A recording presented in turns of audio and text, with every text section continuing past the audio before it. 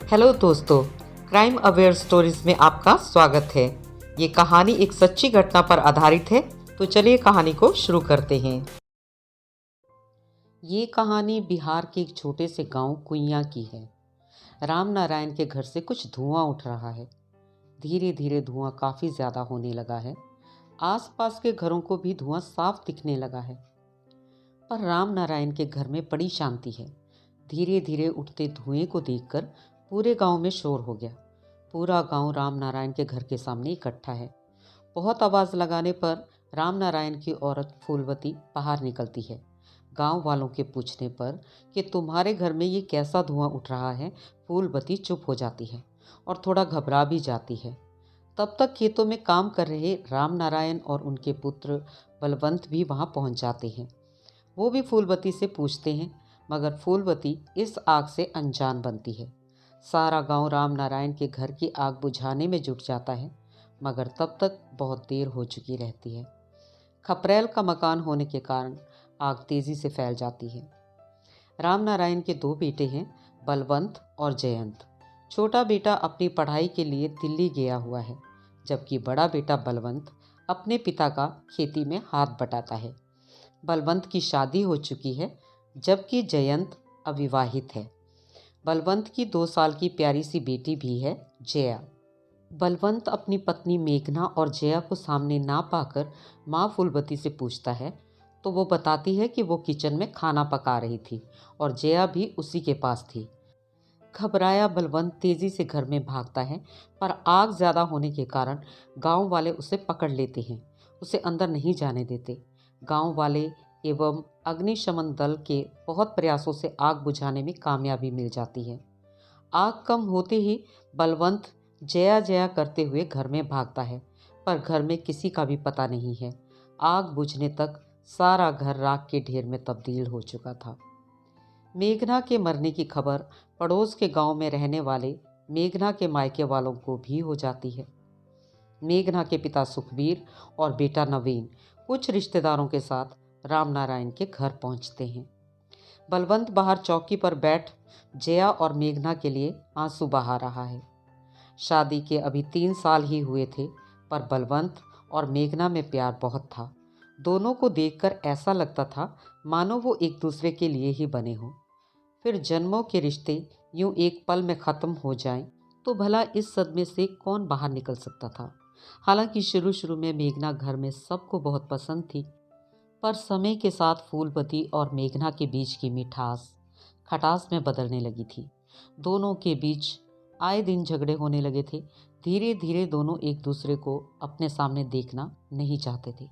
हालांकि राम नारायण दोनों को समझाते थे और एक साथ रहने की बात करते। नवीन को अपनी बहन मेघना और फूलवती दोनों के कटु संबंधों के बारे में भली भांति ज्ञान था, और देखते ही देखते वो फूलवती से इस बात को लेकर झगड़ने लगा। मौके पर उपस्थित पुलिस नवीन से सारी बातों की जानकारी लेकर फूलवती से पूछताछ करने लगी। सुखबीर ने फूलवती और उसके परिवार पर मेघना की हत्या का मुकदमा थाने में दर्ज कर दिया, जिसके आधार पर पुलिस ने फूलवती, रामनारायण और बलवंत को हिरासत में ले लिया और पूछताछ में जुट गई। परंतु फूलवती और उसके परिवार ने ऐसे किसी भी आरोप को नहीं माना। वो बार बार खुद को निर्दोष होने एवं आग लगने को महज एक हादसा बताते रहे। काफी समय बीत गया, ना ही फूलवती और ना ही उसके परिवार ने ही ये जुर्म स्वीकार किया, और ना ही उन्हें कोर्ट से बेल मिल सकी, क्योंकि उन पे जो आरोप थे बहुत गंभीर थे। क्या था ये? क्या महज एक हादसा जिसकी शिकार मेघना और नन्ही सी जान जया हो गई थी, या वाकई में एक सोची समझी साजिश थी? आखिर क्या था सच? क्या वाकई फूलवती और उसका परिवार जो कह रहा था वो सच था, या कुछ छुपाया जा रहा था? कुछ दिनों बाद ही नए दरोगा का थाने में स्थानांतरण हुआ। कोर्ट में पेशी से पहले उन्होंने घटना पर मिले सबूतों को पुनः खंगाला और उनके बारे में फूलवती और सुखबीर के घर वालों से पूछताछ की। अब जो बात सामने आई उसको इंस्पेक्टर रमन ने अपने तक ही सीमित रखा और मिले नए साक्ष्यों के आधार पर केस की नए सिरे से जांच की। करीब 2 हफ्तों की तफ्तीश के बाद पुलिस ने इस केस के बारे में जो खुलासा किया, उसे सुनकर पैरों तले जमीन खिसक जाएगी। जयंत और मेघना एक दूसरे के तकरीबन हम उम्र थे, जबकि बलवंत मेघना से काफी बड़ा था। जयंत और मेघना के बीच तेवर भाभी से कहीं ऊपर परस्पर दोस्ती जैसा रिश्ता था। दोनों का साथ टीवी देखना, खेलना, यहाँ तक कि गाने गाना। बलवंत अपने और मेघना के बीच उम्र के अंतर और इससे दोनों के बीच विचारों के अंतर को ठीक तरह से समझता था, इसलिए उसने भी कभी इसमें कोई रोक टोक नहीं लगाई। ये दोस्ती कब प्यार में बदल गई, ये तो शायद जयंत और मेघना भी नहीं जानते थे। धीरे धीरे प्यार परवान चढ़ा। अब दोनों को एक पल के लिए भी एक दूसरे से दूर रहना गवारा नहीं था। फिर क्या था, दोनों ने मिलकर एक प्लान बनाया। ऐसा प्लान जिसकी किसी ने कभी कल्पना भी नहीं की होगी शायद। प्लान के मुताबिक ही जयंत पढ़ाई के बहाने दिल्ली चला गया, जिससे उस पर कभी किसी को शक न हो। उसके बाद तय प्लान के अनुसार योजना को अंजाम देने की खातिर घर में आग लगा दी गई। आग के उग्र रूप धारण करने से पहले ही मेघना जयंत की मदद से किचन की छत पर लगी खपरेल को हटाकर छत पर निकल गई और फिर जयंत के साथ दिल्ली पहुंचकर जयंत की पत्नी के वेश में उसके साथ रहने लगी। अपनी आशिनाई की आग में उसने नन्ही सी जान जया की भी बलि चढ़ा दी। जया वो इकलौती शख्स थी जिसको आग ने खाक किया था।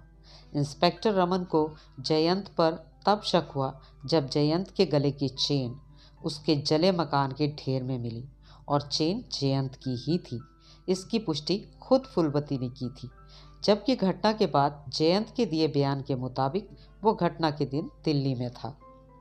इस पाक रिश्ते को शर्मसार कर देने वाली इस घटना ने समाज को झकझोर के रख दिया। एक ऐसी साजिश जिसके बारे में कोई सोच भी नहीं सकता। आज मेघना और जयंत सलाखों के पीछे जीने के लिए मजबूर हैं। तो दोस्तों, आपको ये कहानी कैसी लगी कमेंट में ज़रूर बताइएगा। जल्दी ही आपसे फिर मुलाकात होगी एक और नई कहानी के साथ। तब तक के लिए नमस्कार।